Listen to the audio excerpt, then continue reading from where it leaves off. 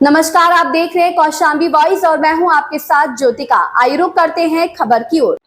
भारतीय रेलवे ने की महाकुंभ 2025 की व्यापक तैयारी। प्रयागराज में 13 जनवरी 2025 से शुरू हो रहे विश्व के सबसे बड़े धार्मिक आयोजन संगम में महाकुंभ की शुरुआत हो रही है। इस महाकुंभ के लिए भारतीय रेलवे ने विशेष तैयारियां शुरू कर दी हैं। प्रयागराज मंडल के DRM हिमांशु बडोनी ने बताया कि रेलवे इस ऐतिहासिक अवसर पर श्रद्धालुओं की भीड़ को सुगमता से प्रबंधित करने के लिए AI तकनीक और डिजास्टर मैनेजमेंट पर विशेष ध्यान दे रहा है। महाकुंभ के दौरान 900 से अधिक विशेष ट्रेनों का संचालन होगा। नॉर्थ सेंट्रल रेलवे, उत्तर रेलवे और पूर्वोत्तर रेलवे के अंतर्गत 9 प्रमुख स्टेशनों से इन ट्रेनों की व्यवस्था की गई है। इसके साथ ही अयोध्या और वाराणसी जैसे धार्मिक स्थलों के लिए भी विशेष ट्रेनें चलाई जाएंगी। महाकुंभ के लिए प्रयागराज जंक्शन सहित सभी प्रमुख स्टेशनों पर waiting room, dormitory, executive lounge और स्लीपिंग पॉड्स जैसी सुविधाएं उपलब्ध कराई जाएगी।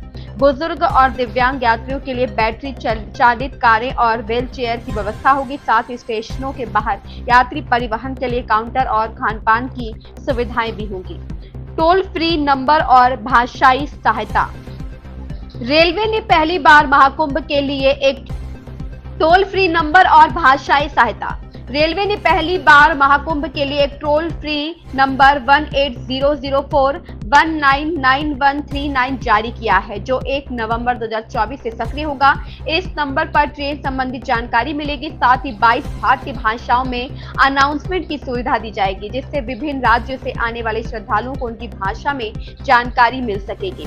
श्रद्धालुओं के लिए प्रति घंटे 80,000 रुपए टिकट बेचने की क्षमता विकसित की गई है। NCR, उत्तर रेलवे और पूर्वोत्तर रेलवे के अंतर्गत 549 टिकट काउंटर खोले जाएंगे। साथ ही 1 लाख से अधिक श्रद्धालुओं को होल्डिंग एरिया में सुरक्षित रूप से रोका जा सकेगा, ताकि भीड़ नियंत्रण बेहतर ढंग से हो सके। भीड़ प्रबंधन और सुरक्षा।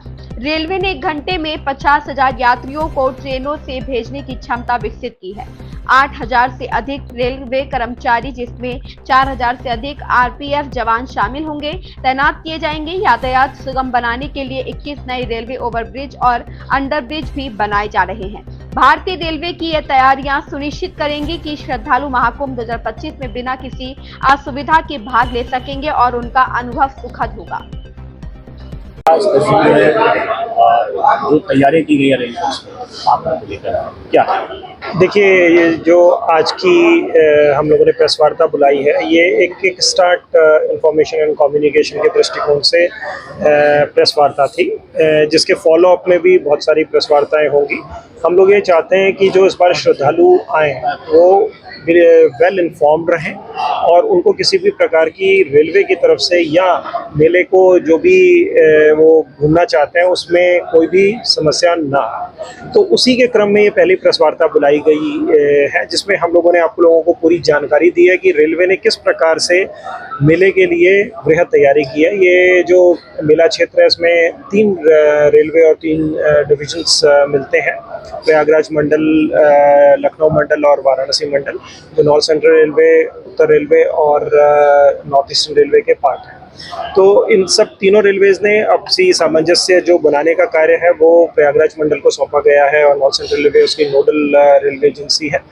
रेलवे ने जो कार्य किए हैं वो बहुत वृहद रूप से किए गए हैं और इनकी प्लानिंग लगभग 3 वर्ष पहले शुरू हो गई थी। तभी हम लोग इस लेवल पर पहुंच पाए हैं कि आज हम बहुत कॉन्फिडेंट हैं कि मेला बहुत अच्छे तरीके से हम लोग संपन्न कर पाएंगे। इसके जो डिफरेंट इंग्रेडिएंट्स हैं उनके बारे में मैं आपको थोड़ी जानकारी दे दूं।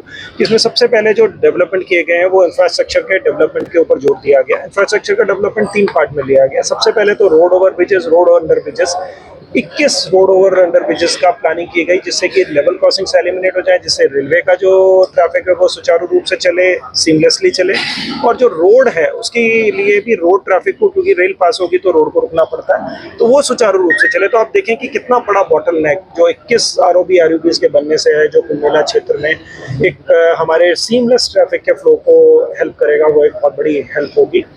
ये सारे के सारे हम लोगों का लक्ष्य है कि मोस्टली तो नवंबर तक पूरे हो जाएंगे, लेकिन 1-2 बचेंगे तो वो भी दिसंबर तक पूरे हो जाएंगे, जिसमें बहुत बड़ी अचीवमेंट इस बार जो बेगम बाजार पुल है, जिसमें मल्टी डिसिप्लिनरी हम लोगों को चैलेंजेस थे, वो सारे सॉल्व कर लिए गए हैं।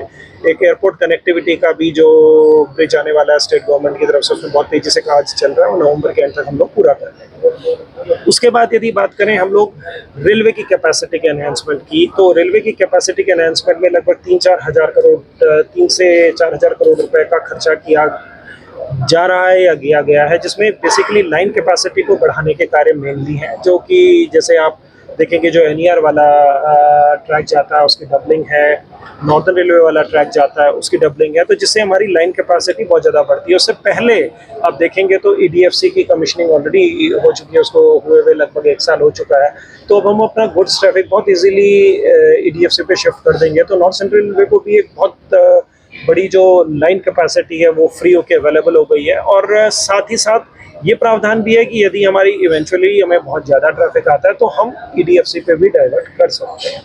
तीसरी चीज़ है पैसेंजर अमेनिटी से रिलेटेड चीज़, जिसमें सबसे पहली प्लानिंग का पार्ट था कि जो हमारा जो इंटरनल मूवमेंट हो, एक्सटर्नल मूवमेंट हो, जिसमें बहुत क्लोज कोऑर्डिनेशन स्टेट के साथ चाहिए। इस बार हमें बहुत खुशी है कि हमने लगभग 2 सालों से लगातार कमिश्नर साहब और हमारे स्तर पर रेगुलर 3 महीने में एक बार मीटिंग होती है, जो कि डॉक्यूमेंटेड मिनटेड मीटिंग होती है। उस मीटिंग के ऑफशूट मीटिंग्स चल रही हैं, जिससे एक बहुत बढ़िया माहौल यहाँ पर जनरेट हुआ है। सारी एजेंसी, स्टेट गवर्नमेंट हो, आर्मी हो, एयरफोर्स हो, रेलवेज हो, सब लोग मिलकर एक बहुत सामंजस्य सौहार्दपूर्ण वातावरण में कार्य कर रहे हैं, जिससे हम लोगों के एक दूसरे के कम्युनिकेशंस में कोई गैप नहीं है, जिससे कि हम लोग जो पूर्व में घटनाएं हुई हैं, वो उस दुर्घटनाएं हुई हैं, उनकी कोई पुनरावृत्ति नहीं होगी। उनको हम लोग ये कहेंगे कि हम लोग उनका मैनेजमेंट नहीं कर रहे हैं, हम लोगों ने उनको ऑलरेडी मिटिगेट कर लिया है, वो घटनाएं होगी नहीं। इसके लिए जो इंटरनल एक्सटर्नल मूवमेंट प्लान है, उसका plan A, plan B, plan C, plan D तक तैयार है। जैसे मैं आपको प्रयागराज जंक्शन की बात करूँ तो उसमें इस तरीके से प्लानिंग की गई है कि हम लोग खुसरो बाग को भी हम लोगों ने एक तरीके से ये बिल्ट इन कर लिया अपने प्लान में कि यदि हमें ज़्यादा भीड़ की संभावना होती है तो किस तरीके से हम अपनी श्रद्धालुओं को डाइवर्ट करेंगे। और साथ ही साथ जहाँ पे जो हमारे यात्री आश्रय हैं और जो यात्री आश्रय स्टेट के भी जो बनेंगे, वहाँ पे उन लोगों के लिए सफिशिएंट ऐसी व्यवस्थाएं हो कि वो वहाँ पे कोई डिस्कम्फर्ट फील ना करें। तो ये थी जो चीज़ें थी मैं बताना चाहता था। साथ ही मैं आप लोगों से अनुरोध करूँगा कि जिस तरीके से हमने टोल फ्री नंबर की बात की है या एक बुकलेट जो बनाई है, जो हम लोगों ने आप लोगों के साथ आज साझा की, शेयर की है, वो जनता तक सही इन्फॉर्मेशन उन तक डिसमिनेट हो और सही इन्फॉर्मेशन उन्हें पता लगे, जिससे कि उन लोगों को कन्फ्यूजन ना रहे और वो कुंभ के आकर अमृत का पान कर सकें और खुश रहें। सर, सिक्योरिटी और क्राउड मैनेजमेंट की अगर बात की जाए तो क्या AI आपने फर्स्ट टाइम जो है देखिए, जो इस पर आपने जैसे आपको जानकारी दी गई है कि बहुत ज़्यादा व्यवस्था है सुरक्षा और संरक्षा को लेकर के, हम लोग बहुत सजग हैं और इसमें different agencies including NDRF, SDRF, ये सारी एजेंसीज मिली हैं। और जो हम लोगों का disaster management and mitigation plan है, वो एक बेहद एक डॉक्यूमेंट भी है, उसको पूरा डॉक्यूमेंट भी किया गया है और डिफरेंट स्टेक होल्डर से व्यूज़ लेने के बाद तैयार किया गया है। तो ये सेफ्टी और सिक्योरिटी के बारे में मैं आपको बस इतना ही कहना चाहूँगा कि आप लोग बिल्कुल निश्चिंत रहें और आप कुंभ में अमृत का पान करें। सेफ्टी सिक्योरिटी हमारी सरकारती है, उसको हम लोग बखूबी निभाएं। इस खबर में बस इतना ही। बने रहिए कौशाम्बी वॉइस के साथ।